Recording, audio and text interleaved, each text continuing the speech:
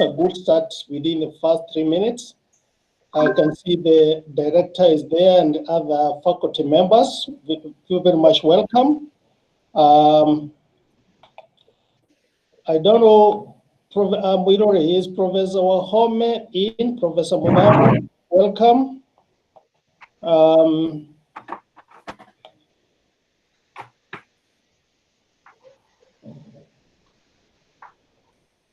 Is what Professor Wahome supposed to be joining Muiruri? I should think so, because he's aware. We Yes. set it with him. Yeah. Okay. Yes. Do we need to alert him? I could do that. Uh-huh. Let me make a call. Or can I help you to do that? I'll appreciate. Yeah. I know Dr. Kiemo is joining shortly.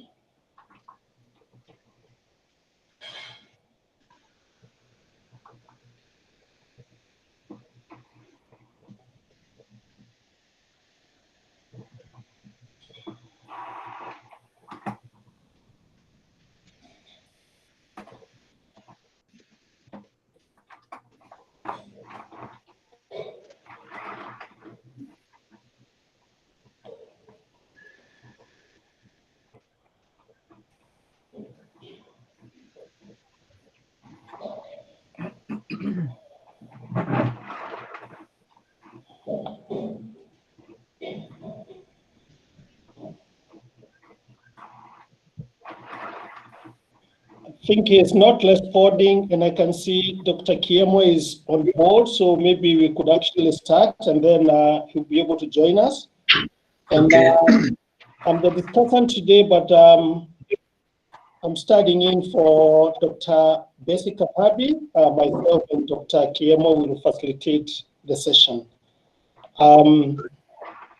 So we could start. Muiruri, I'll get in touch with Professor Wahome. I can see he's not able to pick the call. Maybe he could be finishing another meeting. So, yes, Muiruri? Thank you so much, Dr. And may I take this opportunity to welcome everybody for this presentation. May I mention from the onset that this presentation will cover 2 of my 3 objectives in my main thesis. And if you don't mind, Professor Muiruri, a cut off, just briefly, just for protocol, is that your presentation should take about like 20-25 minutes. Okay. And then after that, we'll have a short discussion. Yes. After which we'll have a questions and answer session. So most welcome. Please, you may start. Thank you. Like I had mentioned, I just mentioned this presentation covers 2 of my 3 objectives in my thesis, and the topic that I'm going to present today is on the study of residents' attitude and knowledge on management of solid waste in Eastleigh, Nairobi County. And the study was carried out in April 2019 through to May 2019. I think solid waste is no longer a non-priority issue because it is a big issue that has a huge impact on the environment. According to World Bank, the world cities generated about 2.01 billion tons of solid waste in 2016, amounting to about 0.74 kg per person. And with the rapid growth of population, the annual generation of solid waste is expected to increase by 70% to about 3.4 billion tons by 2050. And that is a clear indication that this is actually going to be a huge impact on the environment unless the issue is properly addressed. And it is particularly so in developing countries or so in low-income countries, where over 90% of waste is disposed in unregulated dams or openly burned, which actually is a huge, again, effect, which has a huge effect on our environment. Indeed, improper waste disposal will lead to public and environmental crisis, as well as economic and livelihood loss. Many developed nations have achieved considerable success, but not so in developing world. We are still grappling with the issue of waste, and this study therefore calls for prioritizing and adaptation of the right attitude towards proper solid waste management for Nairobi County. The study was conducted in order to assess residents' knowledge and attitude on solid waste management. There are various studies that have identified a number of problems facing urban development that concern management of solid waste. And some of those that have been highlighted in the very many studies carried out, the issues that have come out clearly, one, lack of effective waste collection systems, more so in underdeveloped countries. We have a huge problem in waste collection systems, and that's why we find that most of our waste end up strewn all over, which is very unhealthy again to the environment. Again, we realize that there is a neglect of basic solid waste management strategies at household level. In developed countries, these strategies are appreciated, and they are put into very good use. The strategies of reduce, reuse, and recycle, and that is something that is still very foreign in our cities, more so in the developing nations, and that calls for really proper management and sensitization, which calls for proper knowledge and attitude in the residents. We do realize that again, improper disposal of disposal methods are quite rampant. We have solid waste disposed in the roadsides, in the drainage systems, and so forth and so on.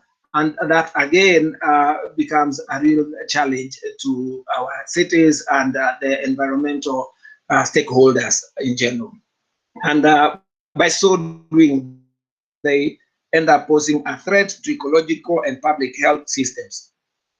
Now, we realize that although most people are aware of environmental and health impacts of improper solid waste methods, they have a negative attitude towards maintaining good environmental conditions and continue to engage in poor waste management practices. And indeed, developing countries suffer greatly from inefficient solid waste management operations.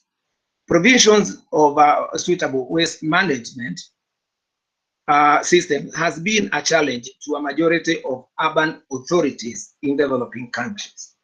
And it is not just enough for successful solid management programs.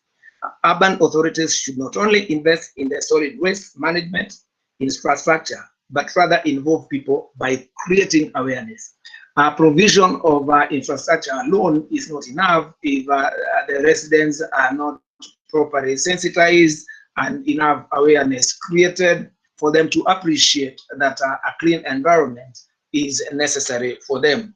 Encouraging the public to recycle used materials has been found to alleviate harmful impacts of increasing amount of waste in the environment. This model has worked successfully in developed countries where solid waste is recycled or reused, where indeed about 60 to 80% and about 30 to 32% of municipal waste is recycled or reused, with the remaining 80% hygienically buried. That is alien in most developing countries. For a better understanding on waste management programs in urban settings, there is therefore need to examine residents' attitude and their participation in general and disposal mechanisms. And indeed, such studies have been carried out elsewhere of trying to assess residents' knowledge and attitude and even their practices.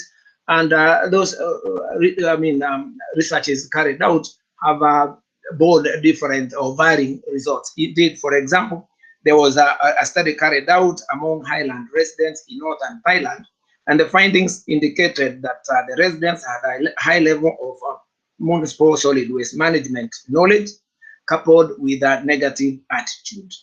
Again, another similar study was carried out in Karan district, north of Mogadishu, And the study, I mean, the findings also indicated the community had a good knowledge, good attitude, but their practices or their methods were again wanting. So you realize that such studies have been carried out, and it is therefore imperative. I found it imperative to also carry out such a similar study and find out exactly what ails our waste management system in our urban centers, and I focused in Eastleigh. Now, the statement of the problem: population growth has increased the levels of waste generated that calls for better waste management. It is estimated by the year 2030, waste generation in Nairobi will be 35% more than it is today in 2020. It is worth noting at this stage that Nairobi alone generates about 2,400 tons of waste daily. So if we did very fast math and imagine that it will grow by 35%, that tells us that Nairobi by 2030 will be producing about 3,400 tons of waste daily. And if we are not able to manage what we have now, I do not know then what shall happen come 2030. Again, it is worth mentioning at this level that 60% of the waste generated in Nairobi is from households. It is therefore important that we address the generator of waste at household level. Again, the real cause is that the population influx and growth of small business in Eastleigh has led to increase in waste generation. And unlike in developed countries, waste is not recognized as a resource. In developed countries, of course, waste is recognized as a resource, and that's why they're able to reuse, recycle, and it is reused again. It is a resource. So even when it is used, it is again reused again. But here we realize that we discard it and it's never seen as a resource, and that's why it is such a huge problem to us. Now, the research objectives. The overall objective was to examine how residents' knowledge and attitude impact solid waste management in Nairobi County, and the specific objectives were investigate how residents' attitude affects solid waste management in Eastleigh, Nairobi County. And the second objective was examine level of residents' knowledge on solid waste management in Eastleigh, Nairobi County. Research question. To what extent does the residents' attitude towards waste disposal affect solid waste management in Eastleigh, in Nairobi County? And what is the level of residents' knowledge on solid waste management in Eastleigh, Nairobi County? Those were the research questions and the hypothesis. I hypothesize that level of knowledge in regard to solid waste management does not influence people's attitude. Justification of the study: industrial development and influx of people in urban centers has led to massive generation of waste, and the influx of people in urban centers will continue growing, and therefore this is a serious issue that needs to be addressed, because the population shall continue growing, and definitely with the growth of population, therefore means the generation of solid waste can only keep on growing. Like I've just said, that the current generation of Nairobi stands at about 2,400 tons every day. So you can imagine, again, with the growth of population, that again can only grow. The scope and limitation: the study only focused on Eastleigh South Ward within Kamukunji sub-county, and it is one of the 7 administrative units in Kamukunji sub-county, which is not a huge area, but at least it helps address and it helps understand the environmental situation and the impact of solid waste. Poor solid waste management in Eastleigh. In the literature review, quite a number. There's a lot of literature on solid waste management. It is a huge area, and there are so many scholars, and there are so much literature on it. But by and large,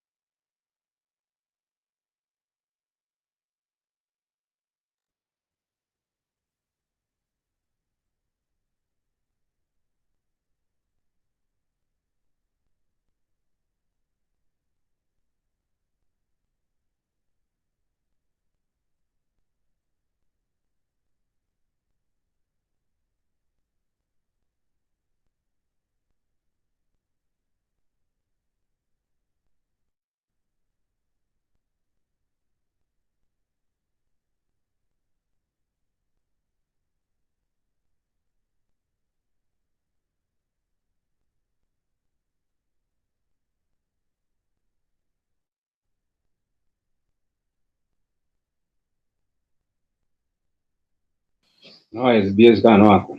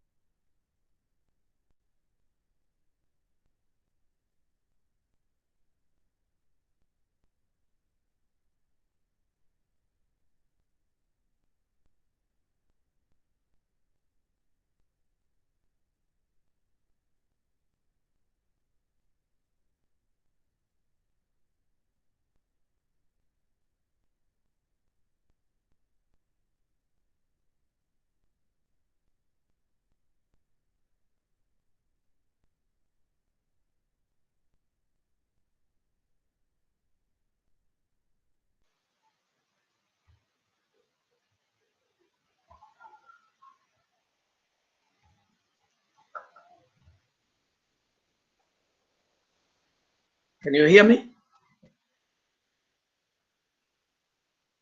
Can I be heard? Yes, now you are back. Yes, we are getting you. Yes, yeah. I do not know at what level I lost you. Hello? Yes. Hello?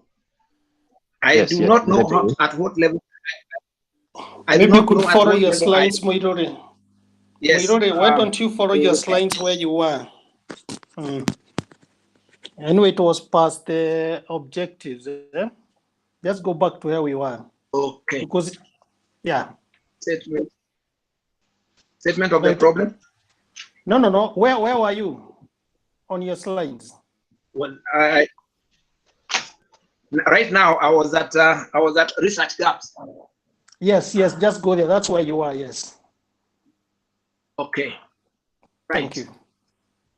Research gaps, I said that most of work on solid waste management is directed to decision makers, policy makers, and professionals, ignoring waste generators at household level. And like I mentioned earlier, waste in Nairobi, 60% of waste generated in Nairobi is at household level. It is therefore critical that a lot of work is directed to that. Again, public awareness has not been achieved. And again, that is a huge gap in research and it's critical that that area is explored. Finally, domestic waste, like I said, accounts for 16% of all solid waste generated in Nairobi, making it necessary to understand residents' attitude and knowledge on solid waste management. Theoretical framework.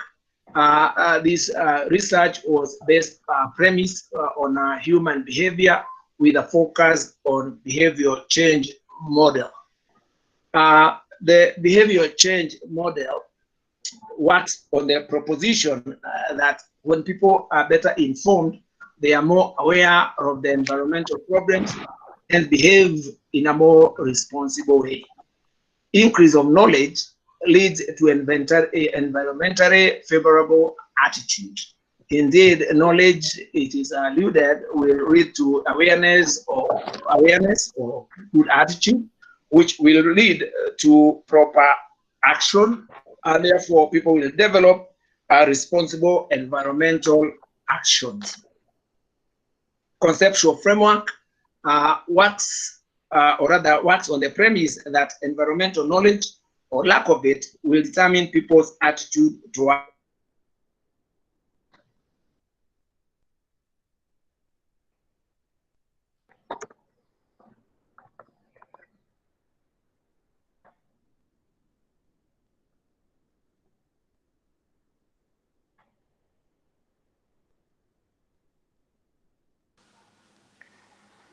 Muiruri, have you lost you again?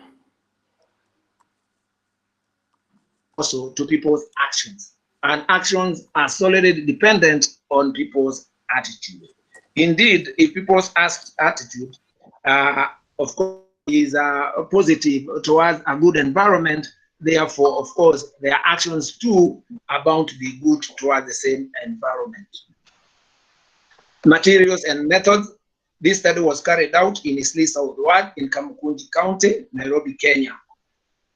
It is located on the east city, like it is indicated in the coordinates there. The study area has a multi-ethnic population with the Somali ethnic group vastly outnumbering others. It is one of the busy commercial hubs in Nairobi, and there we have the map of the area, like it can be seen. And then the sample size and sampling. According to Kenya Population and Housing Census of 2019, the average household size is 3.1 persons.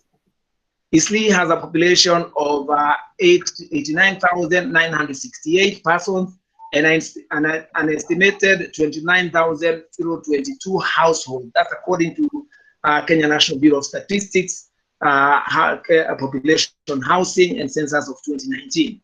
So a sample size of 188 households was derived and rounded up to the nearest hundred to give a sample size of 200 using the formula that was developed by Booz, and the formula is right there. And from that formula, I was able to calculate and got a sample size of 188, which I rounded up to 200 to give me 200. Sampling, since the target population was the household, all apartments in the three main streets in the Eastleigh South Ward were selected, and 3 households, one from each floor, were randomly selected. Sampling also depended on residents' availability and willingness to participate in the survey. The study used semi-structured questionnaires with open-ended and closed questions. This, of course, was to enable me to obtain data or knowledge and attitude of residents towards solid waste management. Total size was divided into 3 sections, mainly First Avenue, Second Avenue, and that street.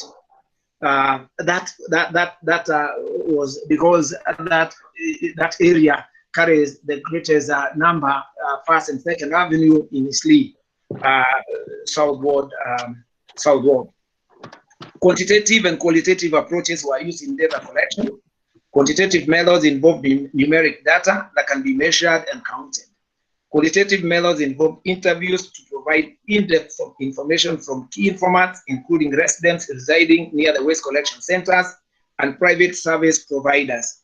Mixed methods enabled me to cross-check the data and enable for valid and credible results. Interviews were conducted through a face-to-face approach at the doorsteps of the sampled households. Data analysis, data collected through questionnaires and interview schedules was analyzed using statistical package for social sciences version 21. Descriptive statistics were obtained where parameters such as frequencies and percentages were calculated to depict knowledge, attitudes, composition, of solid waste level, solid waste storage, sources of information, environmental problems, reasons for poor waste management, and of course the demographic characteristics.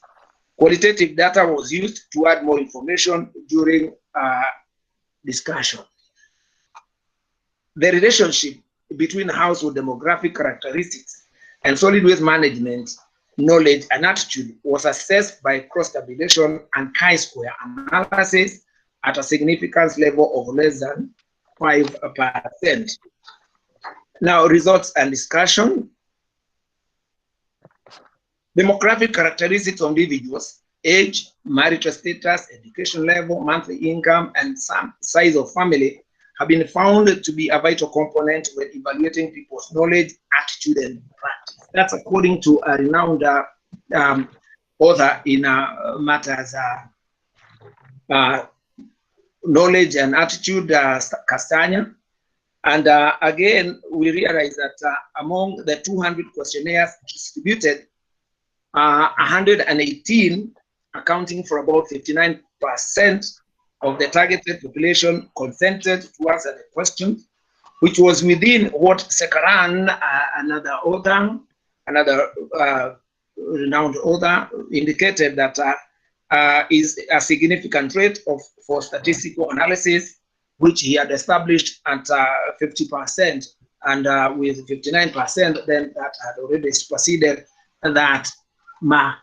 And what follows the demographic characteristics of the respondents, like it can be seen. Yeah, there is the age, there is the marital status, there's the education level, there is the monthly income, and those are the demographic characteristics that I was interested in. In a study, again, variables of age, education, and monthly income, indeed, and even marital status, were not identified as influencing factors to residents' attitude. And this is noticed because the behavior is not determined by any of the characteristics. They behave more or less the same way. Those who are educated, those who are married, those who are young, those who are old. And that's why I did observe that despite most of the residents having secondary education and above, the attitude was found to be negative towards good solid waste management. Ordinarily, you would have expected that because they have secondary education and above, their attitude would probably have been much better. But interestingly, no. Residents' knowledge on solid waste management again was assessed, and knowledge, as defined by Mbiro, is all about gaining a variety of experience and acquiring a basic understanding of the environment and its associated problems. And again, he further goes and says, knowledge is a familiarity with someone or something, which can include facts, information, description, or skills acquired through experience or education. So, to be able to assess the knowledge of the residents, I used several parameters. One was the types of solid waste generated. 2, waste sorting and separation. 3, solid waste service providers. 4, sources of information on waste management. And 5, environmental problems. On types of waste generated, the residents were asked to state the nature of waste they generate. And the idea was to get to know, do they know what solid waste is? Do they understand what they generate? Can they be able to classify it? And indeed, they showed good knowledge of the type of waste, and they were able to identify that their waste is organic and inorganic. And you know, and that's a very clear indication that they do understand what kind of waste that they generate. And the chart that or the pie chart that follows indicated that 12% of the waste they generated is in old clothing. This is organic. Again, human waste 2%. Fruit and vegetable peelings at 43%. Food remains again at 43%. And this tells you something about the composition of the organic waste they produce. That it's mainly have to do with what they consume. And that tells you a lot about the consumption levels, and that's why it is critical to understand, what type of waste they generate. And this is critical because if we are going to have sound collection systems where we shall be able to place different bins for different waste, then this is very critical that they understand. If it is for organic, the bin is for organic, then they already know where to place the organic waste. Again, on waste and separation, they were asked to indicate if they sort.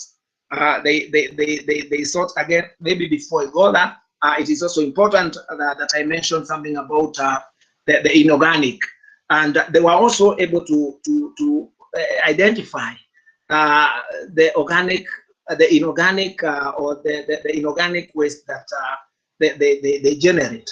And we see that 40.6% indicated that they generate different types of plastics, polyethylene papers, bottles, like you can see, empty bottles of water, glass and metal, broken and old furniture at 2.8% and 18.8%, obsolete cutlery, plates, spoons, and so forth and so on.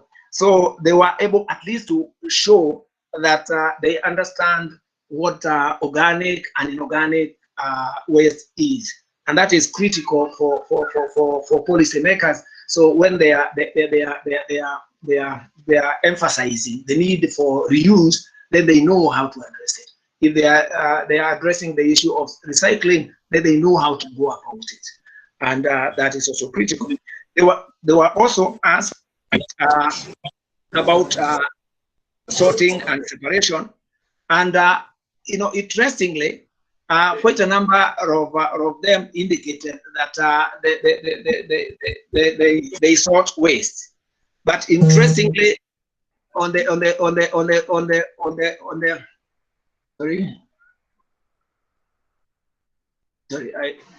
back to, sorry, I'm losing the slide. Losing the slide.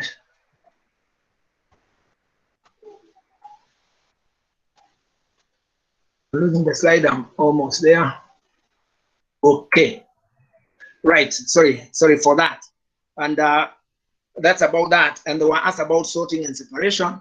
And again, they indicated that they did sort, but on the ground, it was very, very different. It was very, very clear that they do not sort their waste. I'm losing you a bit on this.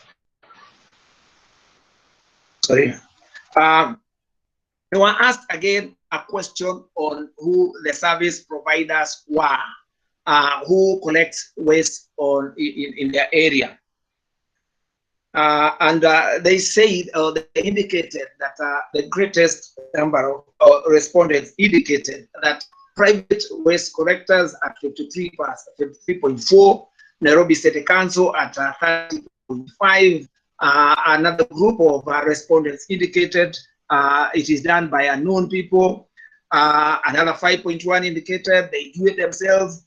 And another 3.4 indicated that they do not know who collects waste at all. And if you look at those figures, then that tells you that there are a number, about 15 or 18, 16% of the respondents do not really know about 11% do not actually know who collects waste. It is unknown people to them, and others say nobody collects waste at all, and that is a bit worrying. They were also asked on sources of information, where they get information on solid waste management from. And the reason for asking this question was to establish if indeed they know anything, they know something about solid waste management. And a good number, like you can see, indicated there is a problem on that. That is 81%, indicated that it was from the county workers, 11.4. They said that they have no idea. About 4% indicated that in the media, and about 2.9% indicated that they get the information from the volunteers. I'm sorry, the depicting of the percentages there is a bit faulty, but that is 81%, 11.4, 4.8, and 2.9. I'm sorry for that. Environmental problems, they were asked if to indicate the environmental problems that are occasioned by poor solid waste management. And they really showed good knowledge on that issue. They were able to identify drainage blockages. They were able to identify health issues. They were able to identify water pollution. They were able to identify air pollution and health issues. So that tells you that they do understand that poor solid waste management it causes a problem, and at least they are able to identify what issues, what problems that are occasioned by poor solid waste management. Now, it is also critical to appreciate that that despite the fact that they are aware of all those problems and the problems that are occasioned by poor solid waste management, it is interesting that they continue discarding waste unperturbed. The observation I made is that people walk around as if waste is not an issue. And that is very, very, very serious, because the way people are socialized, they get to appreciate a dirty environment as part of their life. And that is very, very, very sad indeed. And that brings me to the other aspect. And the other aspect is on the attitude of residents' attitude on solid waste management. And attitude has been defined as a state of alertness of mind, which through experience is organized and directs the individual's behavior. There is also another definition by some scholar, Momo and Oladebe, and it is interesting because they say they define attitude as acquisition of values and feelings of concern for something. And they go further to say attitude has a great influence on how an individual thinks towards a thing or situation. It drives an individual's reaction, since it tags along with it deep feeling and emotion. And this explains, therefore, why people react to the same situation differently. While some people may value a clean environment, others may not, simply because of the attitude. So, if positive values towards solid waste management were inculcated in residents, they would get more involved in conserving the environment. In the study, residents' attitude was derived from their behavior towards solid waste management. So, to understand the behavior, to understand their attitude, I looked at their behavior. And their behavior, I was able to understand it through posing some questions to them. And the first was on waste collection. And the first question was, residents were asked if they bother to know where waste is taken for disposal after collection. And interestingly, 63% indicated they have never bothered and they didn't find it their responsibility. Muiruri, you need, sorry to interrupt, you need to move to finalization. Pardon? Hello? You need to move towards finalizing. Yes, I'm headed there. That's Please, one. 2 minutes. Thank you. Yeah, it was on waste collection, and they indicated that they have never cared about that. The other one was on participation in solid waste management, where about 48% of the residents indicate they have never participated in any environmental cleanup exercises. And this is an indication unclean environment does not bother them. And of course, this will lead to continued growth of urban waste, and which is, of course, attributed mainly to residents' ignorance toward the impact of uncontrolled dumping, and they don't care attitude is displayed by some residents. And of course, the county government should also do quite a lot in sensitizing residents on the same. They were asked again if they have ever participated in any cleanup exercises, and you can see from the pie chart there that a number 48% have never, 22% sometimes, 30% yes. But when you look at the situation on the ground, the situation is very different. They were further asked to indicate whether everybody had a responsibility in waste management. And this is where now it was very, very clear that the attitude is wanting, where 82.6% thought that not everybody has a responsibility. And from this, therefore, it is clear that they were not willing to contribute towards better solid waste disposal in their locality, an indicator of negative attitude.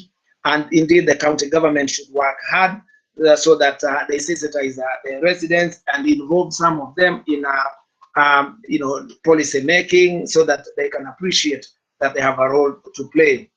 So, from residents' behavior, the study deduced that the residents had a negative attitude. To address the solid waste management challenges in Eastleigh, residents' attitude ought to be changed positively. Conclusion: residents have good knowledge on many aspects related to solid waste management and a poor attitude. The county government was found responsible for the apathy in the residents owing to its laxity in collection and disposal of waste, including failure to provide waste storage equipment. And since residents have knowledge on solid waste management, focus should be on changing their attitude on the need to maintain a clean environment. And this negative attitude indeed has impacted negatively on the environment and health situation in the study area. Recommendations: Nairobi County government should regularly organize programs, clean up exercises, and involve the residents. Capacity building programs should be enhanced. Information on sorting should be availed. The county government should regularize waste collection and enforce the existing rules and regulations. And indeed, finally, come up with an integrated solid waste management, an integrated solid management plan, which should be, right involve the entire chain, right from the household to collection point to disposal to the eventual disposal point. Thank you. Hello. Thank you, Muiruri, for good presentation.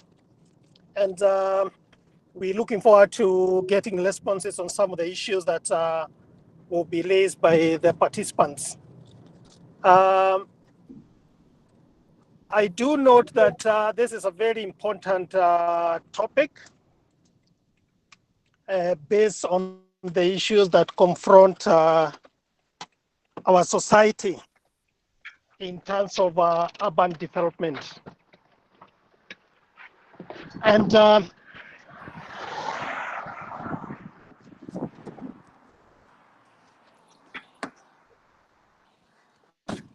I'm losing looking you. at it, you've actually addressed some.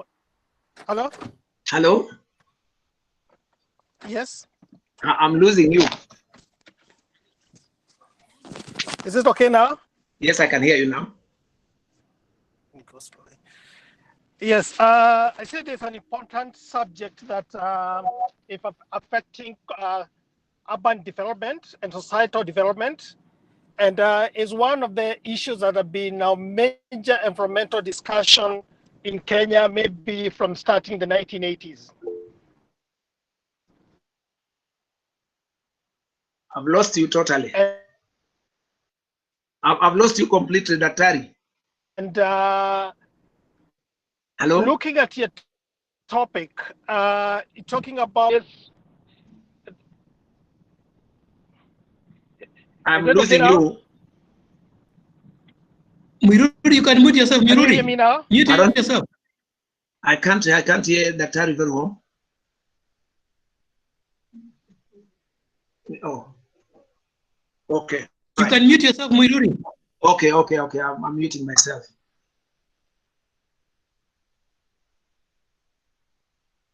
Hello? Is that fine?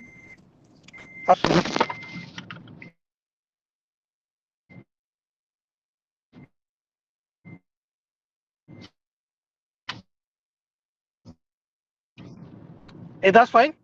Muiruri, can you hear me? Yes, I can hear you. Okay, good. Yes, I said that this is an important topic, and I was just wondering why practice would not be one of part of your topic for research, bearing in mind that you have mentioned several things about less than practice of what they're supposed to do in terms of managing waste, which is both a knowledge as well as an attitude. And maybe there's something to consider. Maybe there's a reason why you didn't present it that particular way. Because when looking at your abstract and the introduction, which are very well written in terms of knowledge and attitudes, the issue about practice keep on emerging as something that begs to be presented.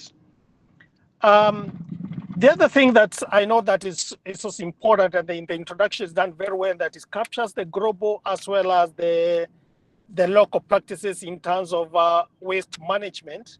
Although the introduction does not give us specifically which particular countries or cities this information refers to, but present in terms of what are the good practices and where they have worked to improve waste management. Now, the other aspect that I find very well captured is issue about recycling. And you mentioned that a couple of times as an important aspect. Although at the same point, it leaves out the issues about reducing production at the point of source. And this is something that maybe you might want to highlight why you this is not captured in your discussion. And then one of the questions that came into my mind as I was going through your work and you do the presentation is that why Eastleigh in terms of presentation for solid waste? And you highlight Eastleigh as an important solid, as high in terms of solid waste management. Would that be different from Kamukonji? Would that be different from Umoja in terms of solid waste management? Eastleigh is more of a cosmopolitan area combining industries, businesses, and residential. Would your study be representative of a similar area in Eastleigh? And then the other thing that maybe I captured from your presentation that maybe you could look at is an attitude is an issue about being a rat, and you present that one very well. What I'm wondering, and maybe you could help us to answer this particular question, is that in the 1970s, in the 1960s, Eastleigh was a very clean area, but the same area has become more polluted in terms of garbage. Now, my question is it an issue of policy? Is it an issue of policy planning? Is it an issue of provision of facility to manage the waste? Or could it be an issue about the sociological setting? So that if I take the same population to an estate in Kiabu Road, would they be able to change their attitude because of the physical and sociological setting? And maybe that's a question that we plan to answer. And the other question is this an issue about the density of the people vis-a-vis the area that is available to provide garbage management? That if you go to an estate in Logai that is well managed, that is gated, they are able to manage waste. If you go to Eastlands and there are estates in Eastland that are well managed, the population has got different attitude. So what are the drivers? Is it policy? Is it physical planning? Is it facilitation? And if you look at what you refer to as the Hart curve, present the issues about environmental degradation and income, so that the lower the income, the more the environmental degradation. And part of those indicators is garbage management. Is it the level of income? I saw you mention something about education, but would income be an issue so that a change in income would actually present a different issue, so that even without county government input, the area would be clean? Or would that change if facilitation was provided? And the other thing that maybe would be important to think about, and maybe which I think is well or partly captured in your work, is the issues about the government collection of fee, which is actually done through water provision. If you look at your water, then there's a section that captures issues about sewage and garbage management, vis-a-vis matching the taxes with garbage collection. Would that help in terms of changing the attitude? Because the fact that people have the knowledge means that the question about the change of the attitude is purely related to the issue about the apathy, which you mentioned about, that related maybe to the kind of facilitation that they also get from the county government. Otherwise, I find your work relevant and important, and is something that would be useful in terms of contributing to the discussion that has been there from contribution with the work that has been done by different researchers, including development partners like UNDP. Thank you. Thank you, Daktari. Hello? Hello? Yes, go ahead. Yeah. Yes, I can hear you. I'll start with the first point on practice. I did say on the onset that this presentation was focusing on 2 objectives out of my 3 objectives of the entire thesis. In fact, my entire thesis is on the impact of residents' knowledge, attitude, and practices So practices is an objective on its own, which I didn't bring in this discussion. Indeed, in the practices, we have looked at the kind of practices, the kind of methods that they employ in Eastleigh, which is again informed by their attitude. There's a lot of waste in the drainage, the way they package their solid waste and then eventually dispose it.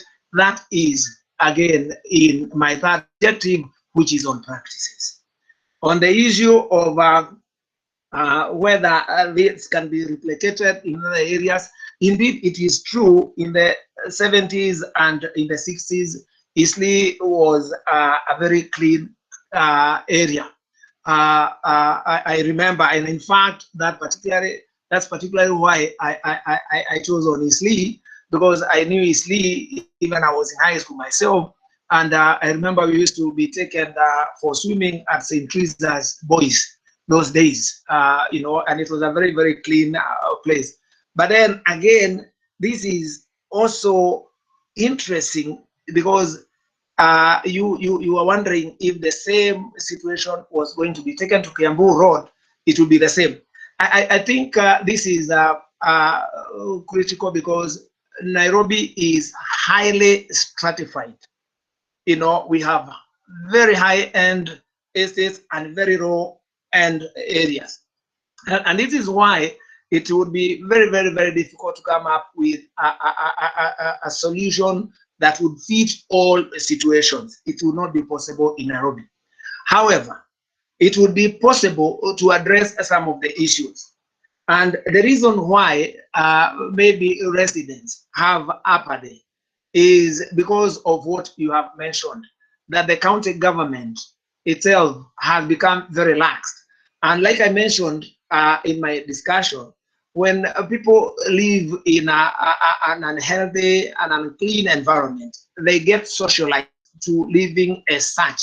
And that has something to do with their attitude. Because if one accepts that living in an unclean environment is okay, then that is not about being facilitated. It's a question of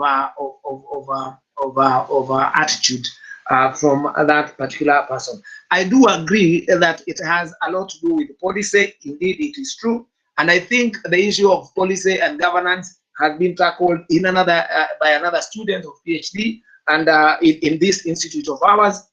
And I think I was borrowing from that the system, when the system started collapsing, then it also affected the people's way of looking at things. And I think that too should not be the case as it were. Having said that Nairobi is stratified, it is also important to note that in Eastleigh, we have some people of high income, people who earn fairly good money, especially the business people, because they live there also. But interestingly, they too have developed that unfortunate negative attitude that it is not their responsibility to collect waste, and by so doing, they also, despite the fact that they can afford, they do not pay the private waste collectors. And that is another area that I also discovered, that they were not willing to pay the private garbage collectors.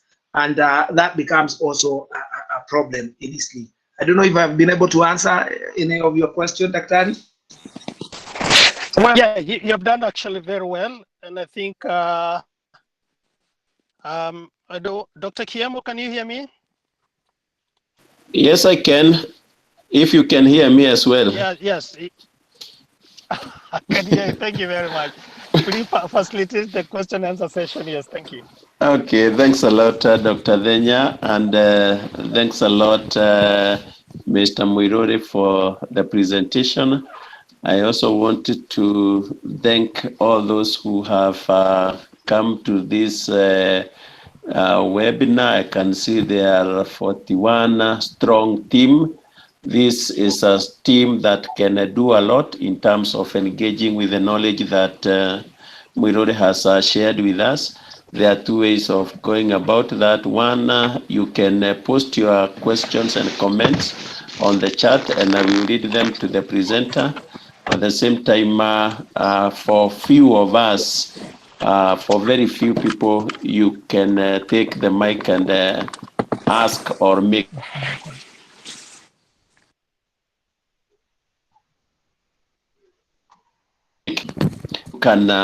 We can open the floor. Anyone with a question or comment?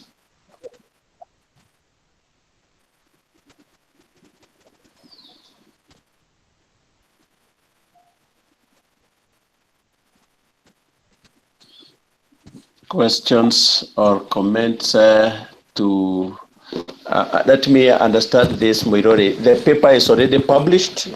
Yes. So the purpose of this forum is to share knowledge. Share knowledge.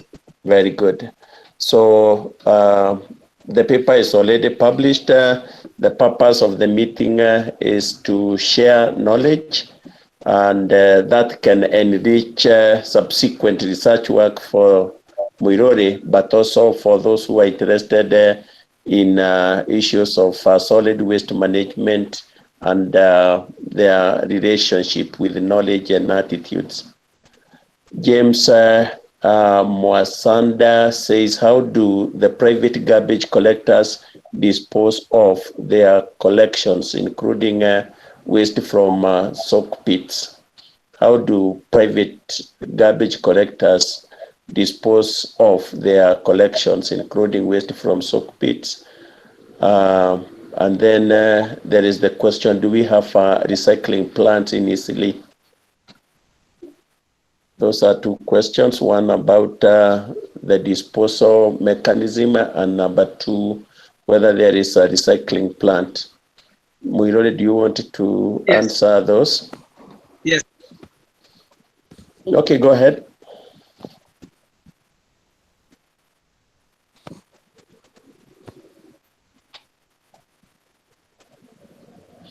Muiruri, your mic is muted.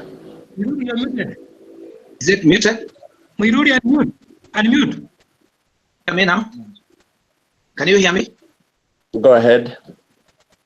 Indeed, private garbage collectors are a problem in Nairobi in general. But by and large, it is expected that the private garbage collectors will dispose of waste in the designated point in Dandora. But interestingly, the private waste collectors that we have in Eastleigh, some of them use mkokoteni, some of them use old trucks, and after the waste leaves the collection point, you'll be surprised that some of it is again disposed in roundabouts. You know, it is just removed from the residential area and taken to any other available open space. On the issue of whether we have a recycling plant, indeed we have. There was a gentleman who has started making poles from plastic papers and so forth and so on. But of course, with the ban of the plastic papers, then of course the material is not as available as it used to be. Okay, thank you. There is the question by Anis Ibrahim, who is asking whether Eastleigh is a homogeneous community. There are those who are business owners, others are renting, and others are ordinary Kenyans. Are they all unwilling to pay? That is exactly what I did mention earlier, that is an issue that bedevils Eastleigh, that even those who are able to pay at times refuse to pay, and therefore, because they feel that if they are the only ones paying and others are not paying, they feel that it is not their responsibility. The issue of whether Eastleigh is a homogeneous place, I was interested in households. So whether it is a business person, whether it is a Juakali artisan, whether it is whoever it is, our focus was household, and I was visiting them at household level. So my interview was at household level, irrespective of the profession or the background of an individual. Mm-hmm. Someone asks, that is Victor, asks, are old clothes organic waste? Yes, depending on the material, but most of the material of clothing is organic.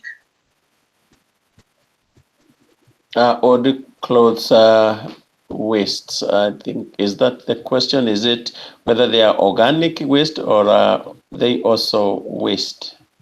It is organic because it is biodegradable. Okay, fine. Victor, if you have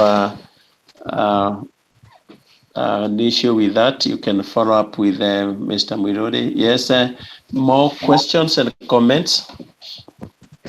As questions get posted, I am okay, because of internet issues where I am.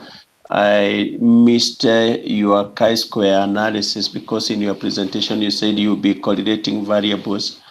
And at one point I heard you say age did not matter, marital status, and even education did not matter. That made me worried because if the things that you are looking for don't matter, then what matters? Is there any factor that you found to correlate with, say, good attitudes or positive attitudes and factors that are associated with poor practices or poor attitudes? I'm only asking that as I wait for comments on the chat. You could respond. I'm losing you a bit, but if I got it right, you asked why I said that factors of age, education, marital status, and the reason I said so is because the respondents' responses did not really show any difference coming from a married person or a single person, educated or uneducated. So it really clearly indicated that there were not factors in their waste management practices. Did you find one factor which mattered? Yes, I think the only factor that really, I would say, probably mattered was mainly from the caretakers who are left to handle most of the waste. And those are the people who are even more concerned about waste than the residents in the houses themselves. Because the moment they place it at the doorstep, it is the role of the caretaker to take it to the collection point.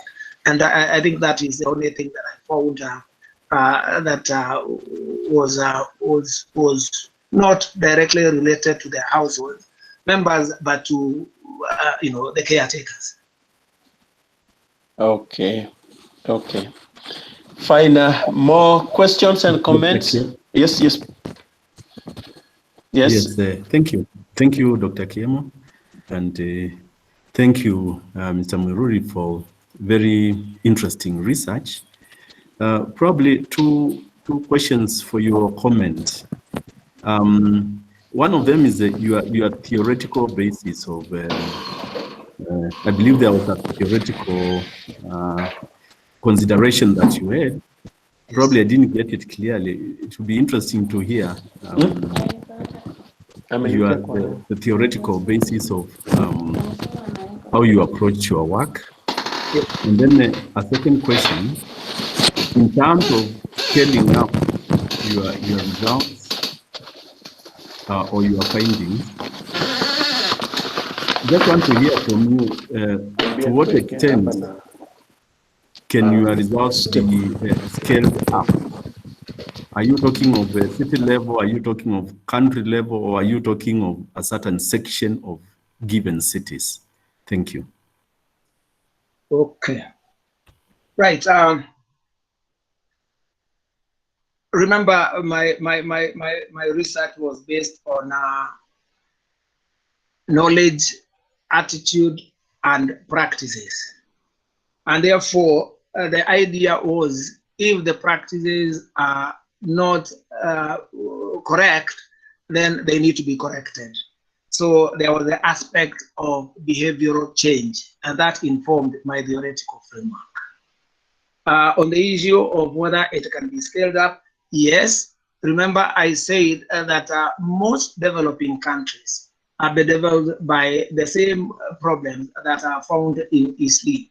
So indeed, these can be replicated in any other urban center that has the characteristics similar to Eastleigh. So I think indeed it can go beyond Eastleigh.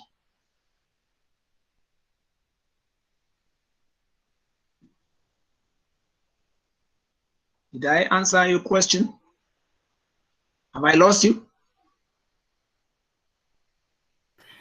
Well, the consideration is that when you are talking about representativeness of results, yes, you look at the you look at the segments of the population. Yes. Now, the population, the sample that you took, yes, is it representative of the city of Nairobi? That would be one question. And yes, I think this requires a caution because the city of Nairobi, as you rightly put, has got high-end and low-end residential areas. yes, Yeah. And yeah, so how do we pick just one part and yes, scale it up? I think that's the question that I was posing, okay, so that you may describe it. But I think you have explained to a good extent. Yeah. I could go further and possibly say in my discussion of the findings, I have indicated that Nairobi is highly stratified, and that's why it is very difficult to come up with one integrated solid waste management plan in Nairobi. So we need to carry out research for high-end independently, for middle independently, and maybe eventually be able to merge and come up with one that will address all the issues of different places differently, if we are going to come up with an integrated one that will fit the entire Nairobi. Thank you very much. Dr. Kiemo, maybe a final one.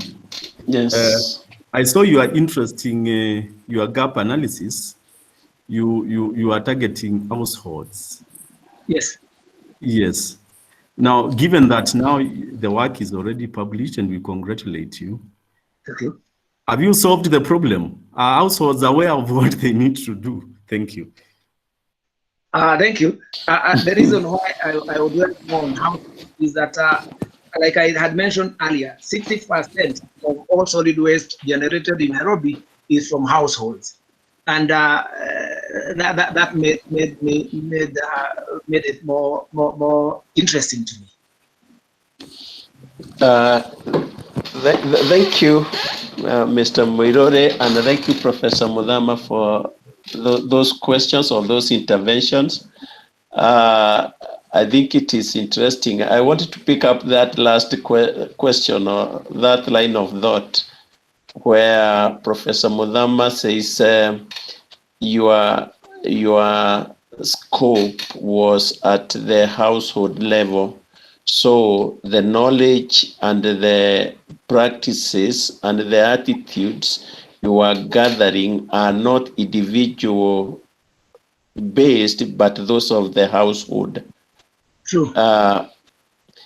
Which means then you would study not a sample of individuals, but a sample of households. And then the question is, if in a household we are 5 of us, me, my mother, my father, and house help, and the watchman, which knowledge and which attitudes did you deal with? But as you think about that, there is Sir Ben Williams, that's a big name. Sir Ben asks, at the end of your analysis, you realized a gap in the results majorly on attitude and practice. And as a philosopher, I thought you would incorporate it in order to shed more light on human behavior. I hope you understand that.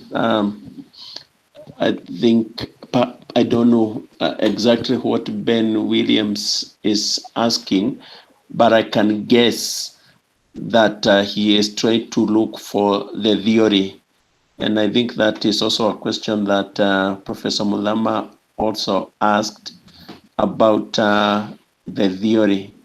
And the theory is one that helps us to understand how knowledge and attitudes are formed and how they translate to behavior. We need that equation, A plus B plus C equals to the good or bad solid management behavior. Abi Kasoma asks, what is the role of leadership in solid waste management? I think you could answer the role of leadership in waste management. Yes. Did you?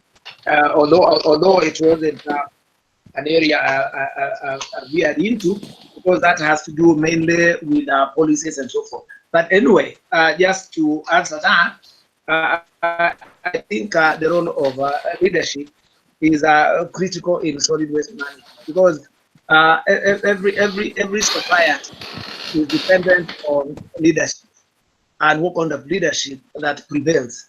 And if the leadership is proactive on matters solid waste, then naturally the situation is bound to improve. So of course, leadership is critical in matters solid waste. Then you may want to answer Ben Williams' question. Yes. Because I think what Miriam, what he's asking is what next? Now that you saw the attitudes, and Yes. What next? From Yes. a scientific point of view, bearing in mind Yes. in your problem statement, Yes. the problem was not essentially theoretical. It Yes. was not a knowledge gap, it was a practice gap. Yes. And what Ben is asking is, where is the place of theory in all this?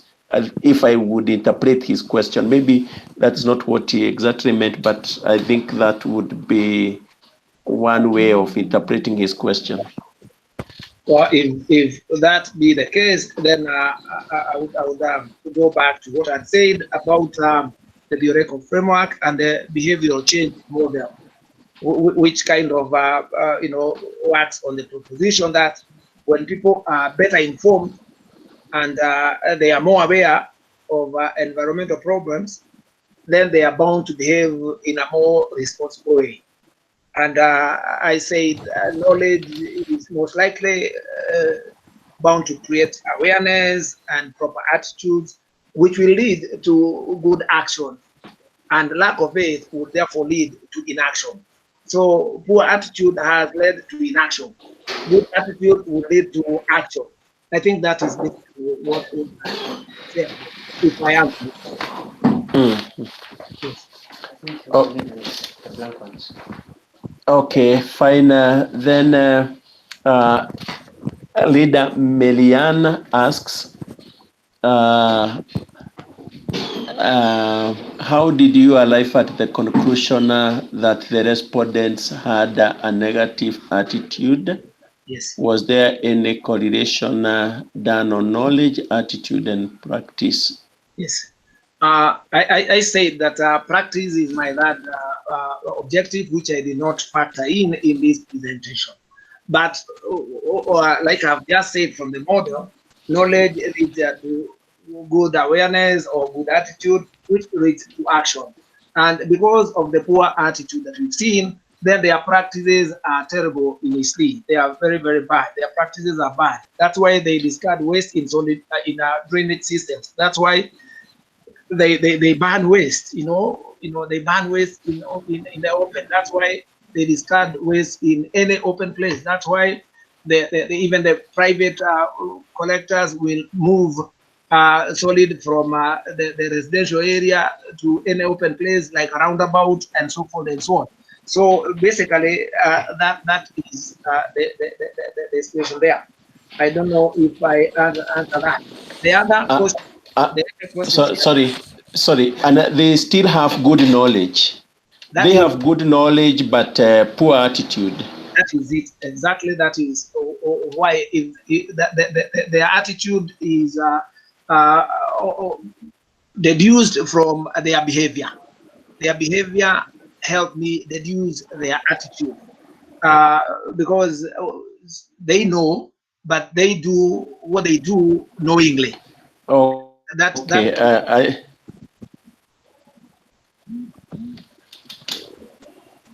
Hello. Sorry, Mr. Muiruri, I'm losing you. I'm there, Dr. Yeah. I think Marianne's question is quite interesting, and also something that you need to ponder about, because I think what she is saying is, if you are measuring behavior, let it be behavior, that is practice. Whether you can infer attitude from practice, and I know there might be attitude measuring scales, is another question.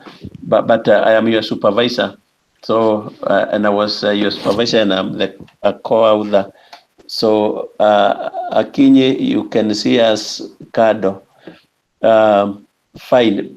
Yeah, but I think it is good that we are brainstorming this.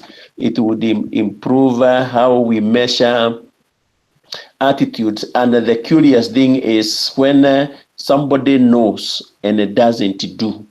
That is a very curious thing. And that is also what Ibrahim was asking. How come people who have means, and of course, you don't expect a mall owner to go out there throwing trash. So to try to disaggregate between the groups, perhaps you have disaggregated that in the data somewhere, but that is important also to reflect. Then somebody asked, what are the external factors related to knowledge, attitudes, and practices of the households? Because the households once protested in 2015 due to lack of county government failing to provide the service. I think that's a strong one for you, Mr. Muiruri, that what Ibrahim is saying is there is consciousness in the public about what constitutes a good environment, and that is why they were protesting, asking the county government to do their job. And that is what also Dr. Denya mentioned about policy. So could we be judging people wrongly? Could we be saying they dispose waste anywhere, where in fact it is that there are no means, even if they ever wanted to? So that's a question you can answer, Ibrahim. And then Sir William says, how do we classify bad and good as a researcher? Then how do we quantify attitude or practice? How do we quantify? I think that's a major question also on measurement. When do we call something a poor attitude, or let's say, use his words, bad attitude and good attitude? How do you tell something is good and something is bad? That's a difficult question for me, but I'm not the one who is being asked. It is you, Jeff. Do you want to answer how you came up with some attitudes being bad and others being good? I think that is a purely social science question, and it is actually a very good question. There are several ways of measuring good and bad behavior, and that can be done on a Likert scale. Very good, good, poor, poorest. In a Likert scale. And again, we are not coming from we are coming from a society where we have norms, and even norms help us determine what is good and what is bad. Societal norms, and they help us, in judging. And is for example, somebody throws waste on the roadside, and repeatedly so, while others are placing their waste in a designated skip or in a designated area. Any passerby, without having any knowledge on this, will be able to classify that who places his waste as one who has a negative attitude towards the environment. I think we are coming from a society and their norms. I did say initially that several studies of this nature have been carried out. And one was carried out in Thailand, northern Thailand. And, practical purposes, Thailand is definitely a developed state, you'd say so. But we did find that the results indicated that residents had good knowledge, but poor attitude. So attitude is about a person. Attitude is not based on knowledge. Attitude is about, and I did say, and I gave the definition of attitude, and I did explain it has to do with feelings, somebody's feelings, and it is critical because attitude is at times very, very personal. And it may not necessarily have to do with anything else. Like I said, attitude has been defined as acquisition of values and feelings of concern for something.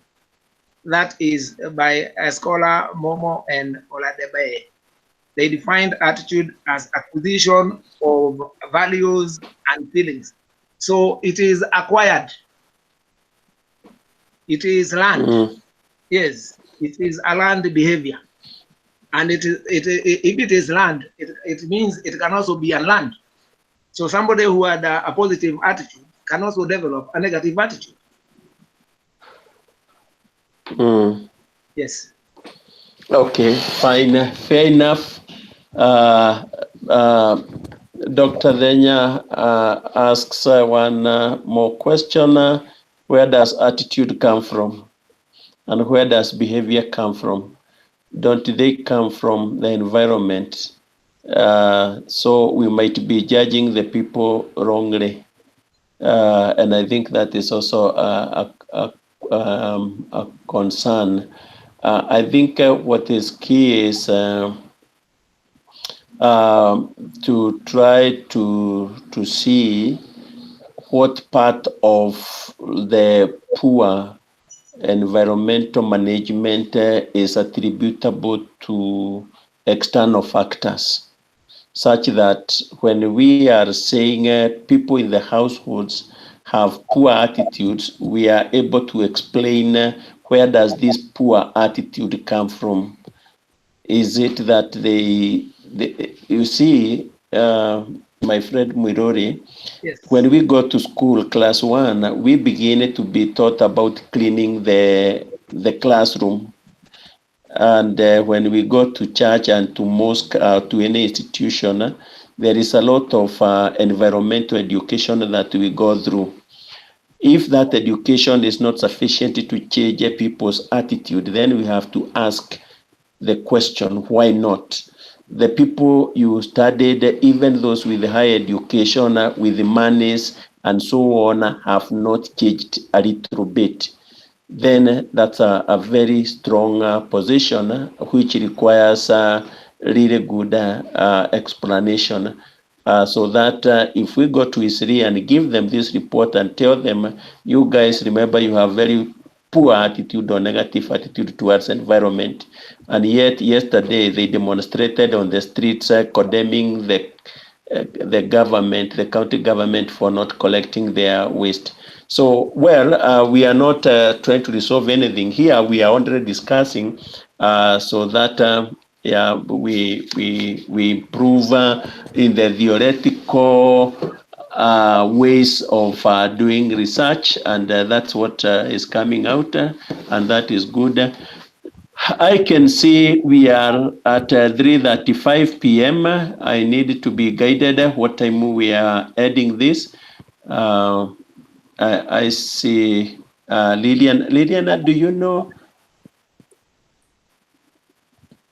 as a matter of policy when we should be adding this? It was running from 2 to 4 p.m. 2 to 4. 2 to 4. That's okay. That's okay.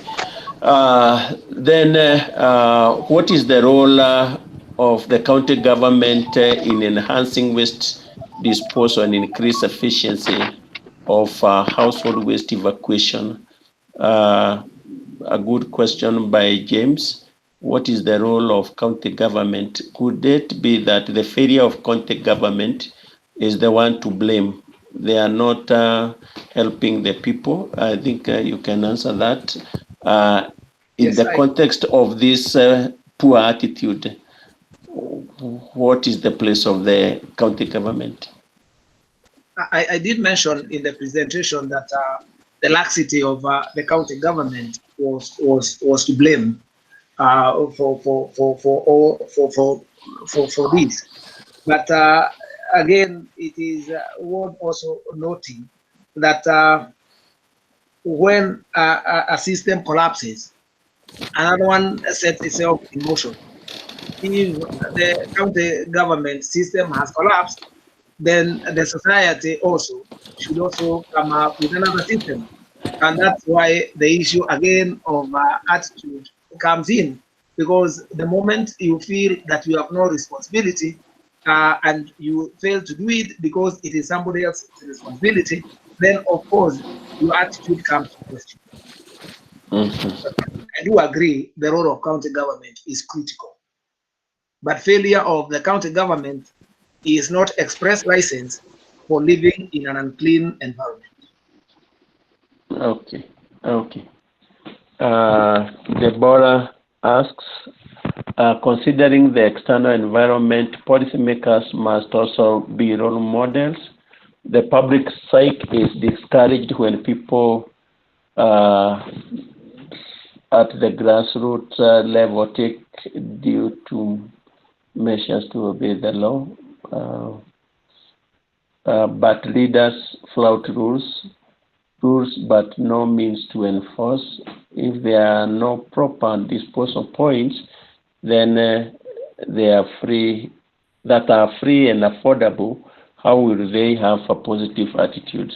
I think the question that is troubling Deborah is it possible for me to have a positive attitude but have a bad practice because I have no alternative? What would I do if I had good attitude and I generate my household waste and the nearest disposal point is not accessible to me? What would I do? That's a good question, and I did say a similar study was carried out in Karan district in Mogadishu, where the findings were residents had good knowledge, good attitude, and poor practice. Then we can say that is the situation in Eastleigh. Yes. Okay, okay. Thanks a lot. Right. Any other question?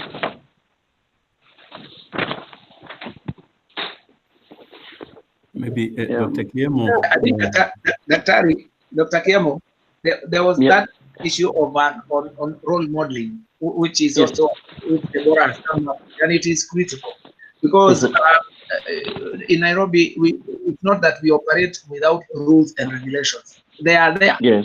We have Nairobi Solid Waste Management Act of 2015, which clearly explains and what penalties will be meted for offenders. But because of the failure of the county government itself, then it also, I believe, finds it very difficult to enforce the existing rules and regulations. I do agree role modeling is I do agree. Okay, thanks, Professor Modama. Yes, just wanted to follow up with this interesting discussion. Jeff, I just want to hear your thoughts about willingness to take responsibility in the context of comparison of the city of Nairobi and the city of Kigali. Where do your results come into play? Willingness to take responsibility, and then you compare Nairobi and the city of Kigali. Thank you. Thank you, Dr. Mudama. Fortunately, I've also been to Kigali also. And the residents of Kigali have taken it up as their responsibility also. There is the element of leadership, and they have been shown, they have accepted, and even the leadership of Rwanda engaged themselves in a cleanup exercise once a month, including their president. He cleanup exercises, at least I think once a month. And there is the willingness of the residents. So and that's why that when there is will, there is the aspect of responsibility. When people are willing, then they can take up the responsibility. And that is the difference between Nairobi and Kigali, or Kigali, like you mentioned. You'll agree with me, for those who are in Kigali, it will be very, very difficult to disembark from a plane with a polymer paper. It is not possible. It starts from the the execution of the existing rules and regulations. And I think the moment rules and regulations are not executed because of failure of the system, then that will have total damage on people's responsibility and willingness.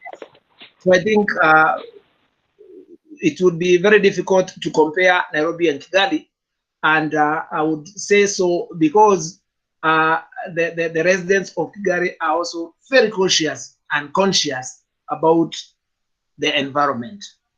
While here, we may be conscious, we are not cautious.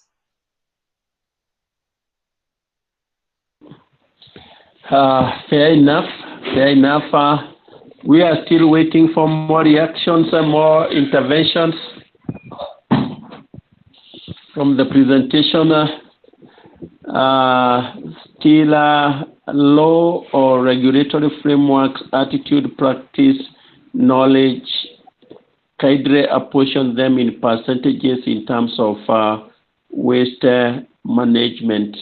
That's Sir Williams, who is saying for us to be able to know the place of knowledge and attitudes, we needed to undertake a multivariate analysis where we can disaggregate what is human behavioral and what is external.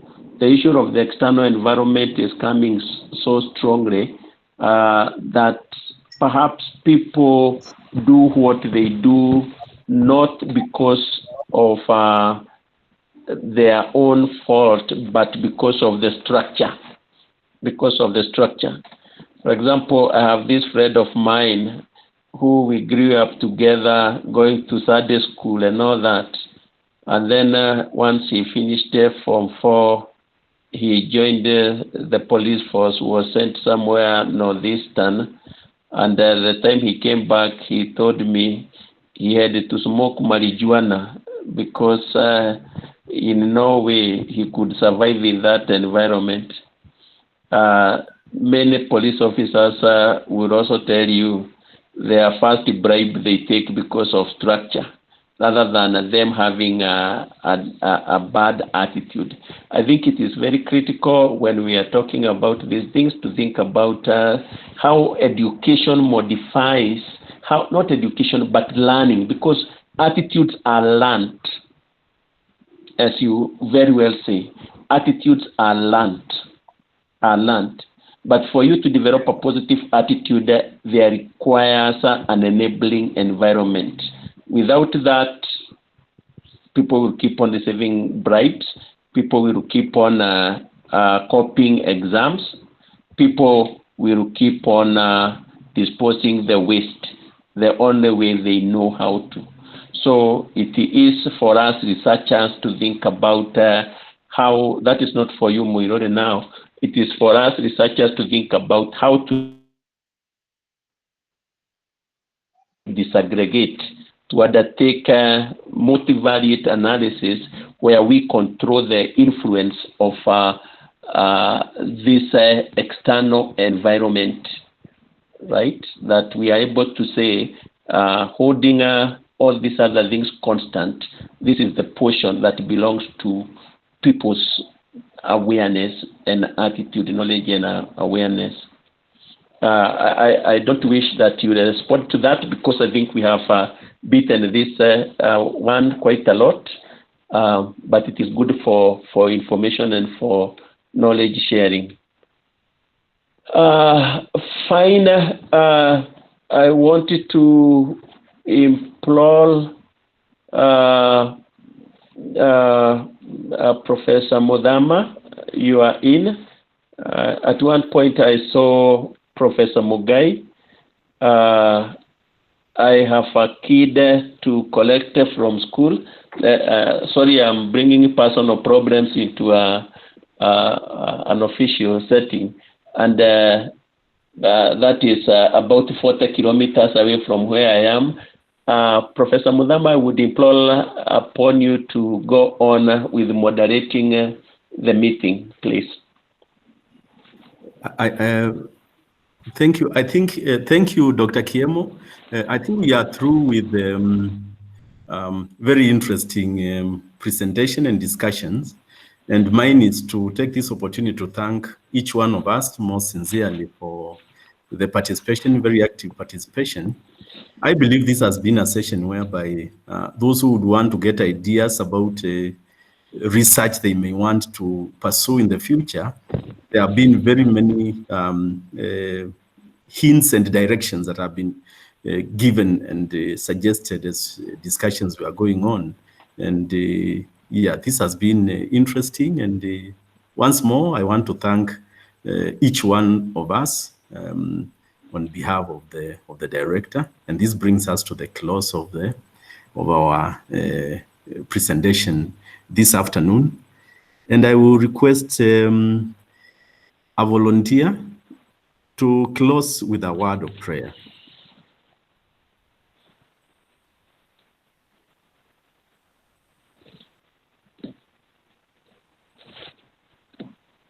Somebody who is willing to close with a word of prayer. Okay, Professor Mudama, I can pray. This is Washeke. Yes, go ahead. Thank you. Lord, we thank you for this opportunity you have given us to be together, to learn together, to grow together, Lord. And we thank you also for the privilege and the honor of technology that is able to help us to connect even at this time of COVID. We pray that, Lord, you bless all the participants and our team leaders and our professors and our mentors and our coaches that are guiding us through this process. We pray that the knowledge we are acquiring and the practical skills will go to enabling us create a better society, a more cleaner environment, a more just, fair, and equal society for everyone. That with each generation, we are able to make a difference even in our own generation. We also pray for our families, Lord, that you will continue to help us in these tough times. You will bless us with good health. And oh Lord, even in areas of financial capability, physical capability, mental capability, all of us will be well resourced by your power and by your presence. And that if there is any one of us facing any form of disabilities or discomfort in any way, that Lord, you will come to their aid and to their help. Lord, we thank you, even as we resume learning, face-to-face learning in many institutions. We also continue to pray for your wisdom, guidance, and also protection. For this we pray, trusting and believing in Jesus' name. Amen. Amen. Amen. Once more, thank you very much, and have a good afternoon. Thank you. Thank you.